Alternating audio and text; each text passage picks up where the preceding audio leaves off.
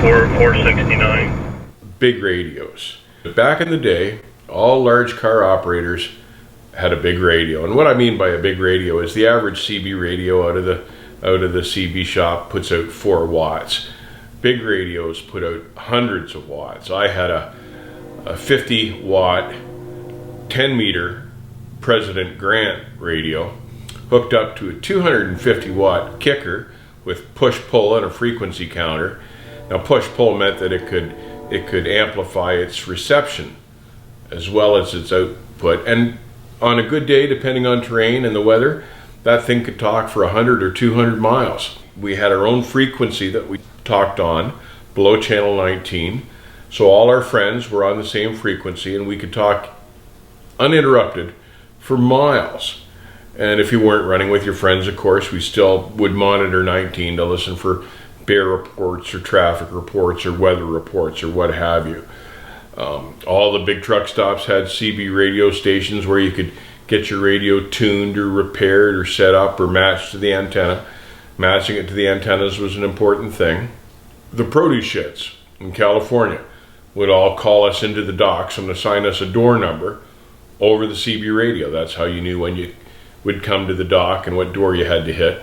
If the chain laws were up on Donner, you could always find out on the CB radio and make plans to either go south and around or head north and put on the chains coming out of Salinas. And CB radios were truly a useful tool in our industry. But as with all good things, they must come to an end.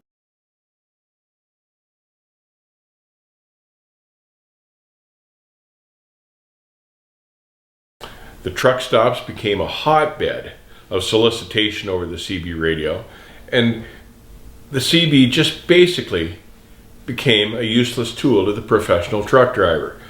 I ended up selling my big radio. I've still got the boot. I kept the boot. I don't know why, but it became pretty much a useless tool to us, and that was a sad thing.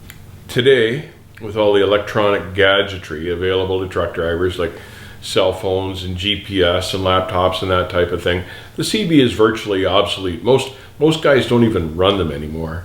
I've still got one in my truck, but just because I'm used to having one, I don't think I could drive the truck without having one hanging above my head there, but that's just because that's what I got used to. But really they've become a tool of the past, and that's kind of a sad thing in my mind. It was a nostalgic thing for us with the big radios, and well, that was just part of trucking. That was just part of the culture back then, and it's a part of the culture that's now left us, and I don't think you'll see it back. It was actually a pretty handy thing to be running westbound and see an eastbound pop over the hill. You could just grab your radio and call Adam, ask him what the road conditions were like behind him, where he'd been, or if he'd seen any cops or anything like that. It was a handy tool. You could check on directions into a certain warehouse once you got into that particular area. And all sorts of local guys would know exactly how to get into that warehouse, and they would tell you over the CB radio. And that was before, of course, we had GPS and route finders and that type of thing. It was the only thing that we had when we got into a town where we didn't know where we were going. That was the tool that we used.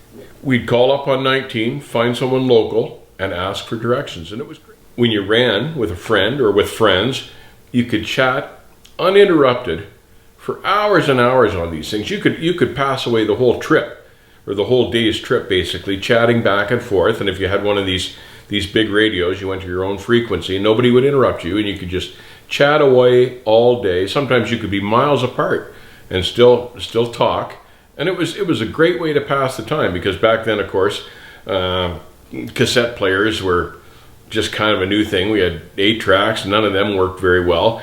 The music stations on the radio, you'd lose them after you got 10 miles out of town.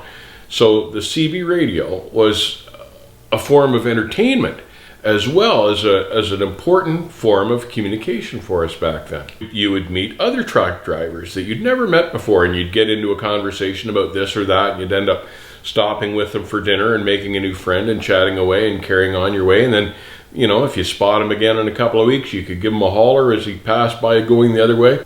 I gotta be honest here, that's part of the old day trucking that I really miss. Big piece of the trucking culture for me died.